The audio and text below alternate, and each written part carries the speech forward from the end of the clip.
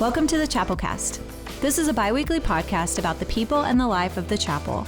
Subscribe to us from anywhere you listen to your podcasts and follow us on Instagram at the Chapelcast or go to our website, thechapel.org.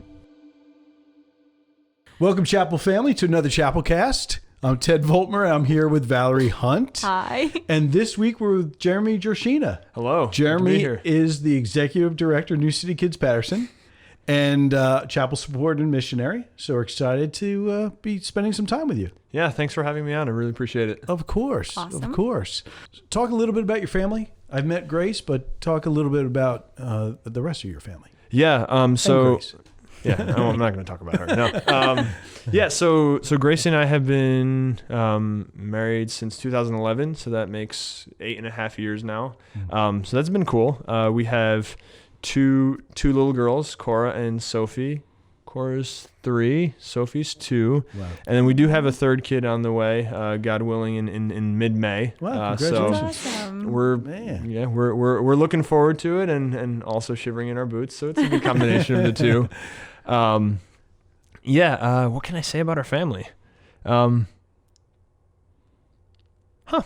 It's a lot. I mean, anyone with toddlers knows that when you have kids like 15 months apart, it's. So you're going to have 3 under 3, basically. No, thankfully it'll be 3. It'll be 3 under 4. 3 under 4. Yeah. Still. Cora will be no. You're right. Cora's still gonna be 3 when the newborn arrives. And do you know what this third one is? We don't know yet. Okay. We are expecting it's gonna be a human, but Well, that's good. We'll there's pray for that. there's a raging debate in our household between me and Gracie whether we want to find out. But I think we're reaching a good compromise. All right. And you're not finding out? No, she would like to, and so we will. But we're doing it in a controlled manner where it's Sure. there's still going to be some anticipation built up for me who.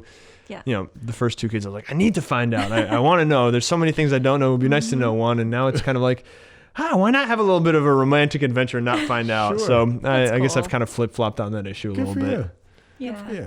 That's good. Well, from experience, you can do it. Kaylee and Cole were 12 months apart in 1 week. Wow. So I survived. I'm still here. I salute you. so it's you can do it. You guys can handle it. It won't be That's that bad. Yeah. It'll be cool. They're fun. Yeah, 2 and 3 though. Oh, yikes. I know.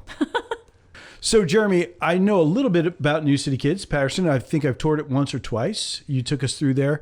Very cool ministry. Talk a little bit about what it is first for any listener who's just tuning in and just getting to know you. What is New City Kids Paterson? Sure. So New City Kids is a ministry that really does 2 things. We run after-school programming for grade school children from grades 1 through 8, where they're exposed to not only a safe place, but also a community that celebrates Jesus, that teaches them how to play a musical instrument, that supports them academically, and helps create a place of exciting learning. And then the other part of it is we employ high school students from the same neighborhoods where we run after school programs and hire them, train them, give them their first job as teachers in the music school, as tutors in our program, as summer camp instructors, and then use that as a platform for their own mentorship, discipleship journeys, their academic development, giving them a space to reinvest into their neighborhoods as leaders, and kind of be able to send kids off towards college and career through that. That's great. For those that don't really know what you offer at New City Kids, like what kind of programs? I know there's music involved based off the times you guys have come here and done the concert, but what other things do you do? Yeah, so for a kid who's coming to experience after school center, what they'll find is they get exposed to music and have a chance to be part of our year-long music classes. So the majority of our students who are part of our programming will go through year-long music class, whether that's in drums, bass, keyboard, or vocals. We also offer a kind of a rotating activity class that will engage kids with different kinds of just things that we think are fun and expose them to new concepts. Excuse me.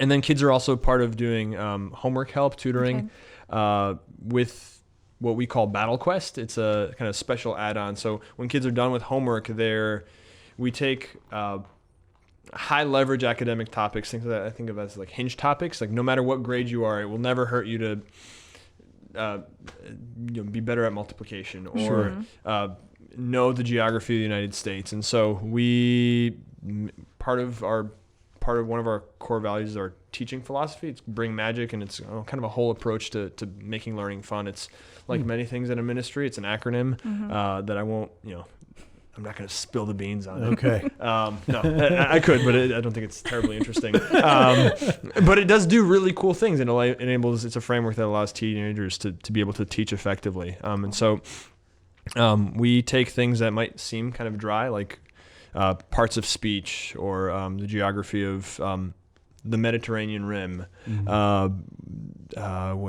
doing anatomy right now. Okay. And so we take those concepts and we extract what we think are some of the most important topics within them, and then typically we'll ingrain them into music and use music as a teaching tool for kids to gain levels of expertise. And then kids are in a kind of a gamified structure, are earning achievements up to from an associate's degree to a bachelor's to a master's, and then if they want their doctorate, they have to do like a research project. So it's the difference between just learning information and then being able to apply the information. So we had a handful of students research diseases from more like rare diseases to more common ones, and we had a number of PhD candidates give presentations to the entire after-school center. Kids as young as third grade, answering questions from their peers about things like gastroschisis and oh my gosh. So it's really fun. That's cool. And so that's on the kids side. Those are like the main things, and then we do a summer camp at our site. Which kind of topically ranges, but is kind of like a day of after school on steroids, without the academic components, and so a lot of fun. Kids usually go home very sleepy, which I consider a win. That is a plus. We did a field trip once, and it was a 7-minute drive from the site of the field trip to the after-school center, and there were kids who fell asleep on the ride back. So I thought that was a huge win. You did your job. Yes. And our student ministry teams have helped out with those summer programs too. Yeah, we've had two years groups come out and be part of our summer camp. That's awesome. So it's been neat. Yeah, they've really enjoyed it. A lot of water activities and water balloons. And it's good to get wet when it's warm. Absolutely. The first year, the first day we did it with you guys, I think 3 years ago, it was raining and cold, so it was not quite as fun to get wet that day, but we still did it. Yeah, that's great. Kids don't care. Yeah, I think the lunch break was spent in the chapel van with the heat turned on. Great. So good to have that there too. There you go. Memories. Yeah, right. That's great. So a lot of music involved, and talk about that a little bit.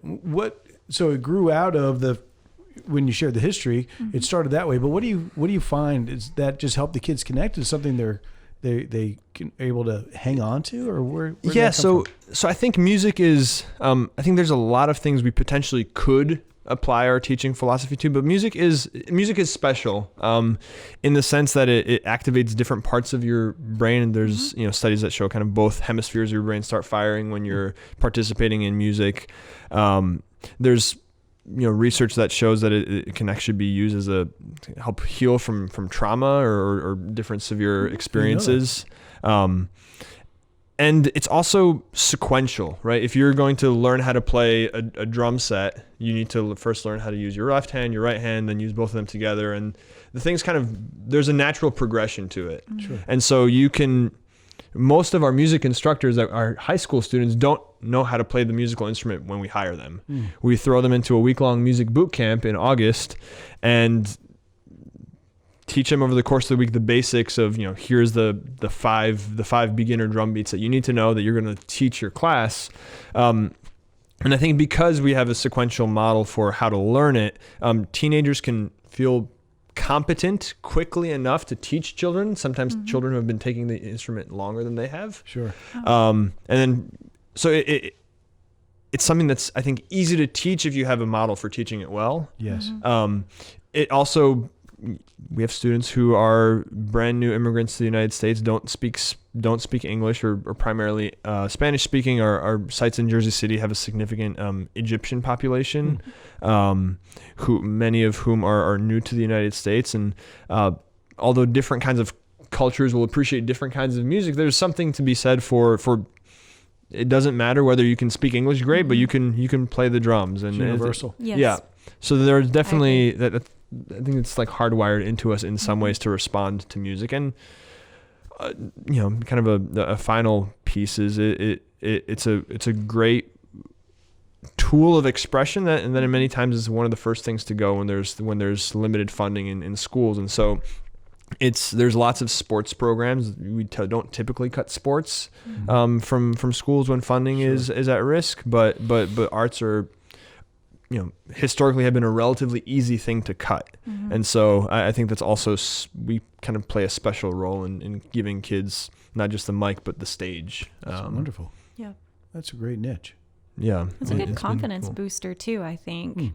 Sure. Yeah. You could jump on stage and perform in front of a bunch of people. Yeah. And then the chapel as a whole, this past summer, we did that collection for your reward basket. And It's you been sent huge. us that great video of the kids. That was fantastic. The girl who didn't hit anybody this week, so she got a prize. Yeah, that well, was one of the highlights for me. Sometimes there's a. That's a big deal. That's a big deal, right? I need a reward for that sometimes. You didn't hit anybody today, Val? I did not hit anyone today. Well, you notice that's why I'm sitting on this side of the couch. I just am not sure yet. Right. That was so good. funny. No, I know the chapel family loved being a part of that. Yeah, so certainly that was things good. like that have been a huge blessing as well as we've had folks collect items that we need and be able to provide in-kind donations in those ways. That's good. And then also have a lot of people who are faithfully giving, whether it's through our monthly giving circle on a monthly basis, just being part of the community that helps support New City Kids, to things like concerts or folks who are considering year-end giving and choose New City Kids. So there's so many ways in which people have been a blessing to us, being part of our prayer team, making introductions to people who can help us in other ways has been huge. So what have you learned about yourself in this ministry? Because you've kind of grown up in it. He's super chill. I'm super chill all the time. Not true. So you started in Jersey City, I think, and then planted the New City Kids in Paterson. Yeah. Started that. So what has God taught you about yourself that you may not have learned otherwise if you hadn't taken this step? That's the other thing is I think I've come to appreciate parts of my personality that I thought were no better way of saying it, that I thought were wrong. So I remember when I first joined our team in Jersey City, and we did StrengthsFinder. Are you guys familiar with StrengthsFinder? Sure. It's like a battery of, 37 or 42 different strengths. You take a test. It says, here's your 5, the 5 strengths that you most lean towards. And the StrengthsFinder philosophy is, rather than we don't tell you what you're weakest at, because then you spend all your time with that. Instead, lean into your core strengths. Whether you buy into that kind of philosophy or not, it's a little bit irrelevant for this lesson for me. But one of the top 5 that I had when I took it was command.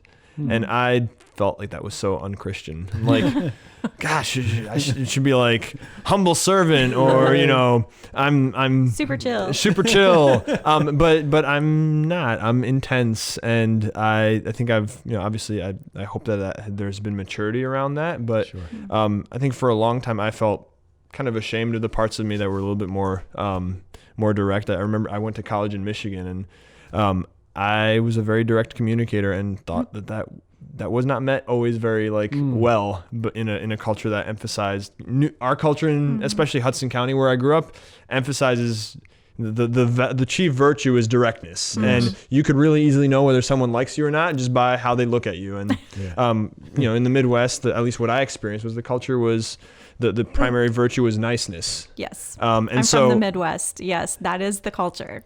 And so much so. I was just direct with people, and they thought I was terrible, but I never knew they thought I was terrible, because they're too nice to They're tell too you. nice they're to too tell nice to you. tell me. That's And I would have benefited from knowing Yeah. that I was brash in that Yeah. moment. So anyway, coming back to New Jersey, and I kind of joked about it, kind of like regaining my edge. Having it been tempered by dating and getting married, and learning what parts of that were probably just bad, but also getting an appreciation over the past 9 years, what parts of that are good and are needed for the kingdom. And people have different gifts, and they're you can obviously wield your gifts in the right way or the wrong way. But what does it look for those gifts to become mature in God, and to be used for good things? I've been in situations where if someone hadn't, whether it was me or someone else, hadn't been the commander or the decider, or we're going to break this impasse and just take charge, not everyone can do that. Not everyone should do that. But if no one does it, there's a gap. Yes. And it's, That's well said. so That's well said. Yeah. Sometimes so it turns out that I'm not a jerk just by design. there you go. That's my lesson. That's affirming. I like that. Sometimes the best way to love someone is to be totally upfront and truthful with them.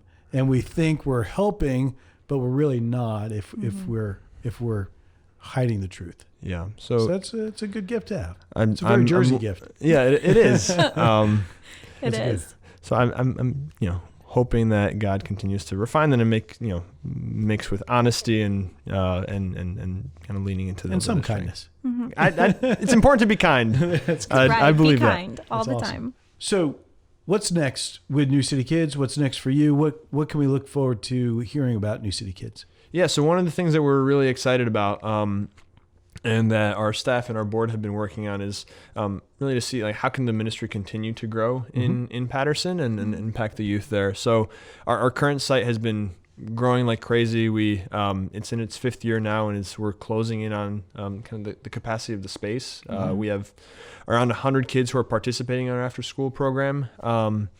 And about 50 high school students who are employed by the ministry in Paterson alone. And so we've even every year as we've grown to expand to meet the rising need, we've had larger and larger wait lists start filling up quicker and quicker. And Wow. and this year was it is a great problem to have. We've worked hard in our I think to the in great thanks to our staff, our board, and our supporters, we've been able to meet the challenge and incrementally grow in a way that ensures that our young people can have great experiences at New City Kids, while also stretching ourselves to respond to some of the need and the opportunities that we see to serve youth. Awesome. So part of that looks like continually incrementally growing this site as we discover how many more students can we serve here, but a big move that we're working towards by next year, 2020, is launching a second site Wow. in the city. That's cool. That's And very so have been working with kind of the same exploration kind of method that we used the first time to launch in our current site. We've kind of restarted that and have been meeting with churches, nonprofits, schools, people in government, and just getting a sense of where are the needs, where could the things that New City Kids do well, where could that come to bear around some of the gifts that our youth have in the city. And so we're getting closer and closer. We're hoping to have a location finalized in the next few months. Wow. That's great. Are raising funds for that, or preparing our staff team for it. And so it's been really cool. Last time we planted a site, I was not leading one, so that's a new experience, but it's also I'm not doing it by myself. We have a great board that's been involved in the process, and some amazing folks on our staff team that have been involved in the exploration, the mapping of the community, in the conversations that we're having to make sure that we're ready to move from a one site ministry to a 2-site ministry in Paterson, and also kind of how to, even across New Jersey, where we're working with our team in Jersey City, how do we really maximize our impact in the region that we're having? So those have been exciting conversations. I'm really excited by stuff like that. That's fantastic. Yeah, it's awesome. Good deal. How can people find out more? Website, Instagram, Facebook? What do you guys have going on? Yeah, snail mail is the best. No. So my email is jeremy@newcitykids.org. That's certainly a good way of getting in touch. Our phone number is 973-279-9135, and our website's newcitykids.org. Perfect. And any general questions about the Paterson ministry could be directed to paterson@newcitykids.org if there's questions about giving or volunteering. But yeah, my contact information's out there too. That's great. Thank you so much, Jeremy. Yeah. Yeah, our pleasure. I guess final thing is, if you want to come take a tour, you'd certainly be welcome back Awesome. again. And Definitely check we it have out. a really open door policy. Our youth love getting to show what they do from a day-to-day basis. So It's a lot of fun. Yeah. I have to say, definitely take a trip down there. You get to sit in on a music class. You get Yep. to see all the activities. It's cool. It is. It's a great time. Thank you. Awesome. Thank you guys. Appreciate it. Thank you.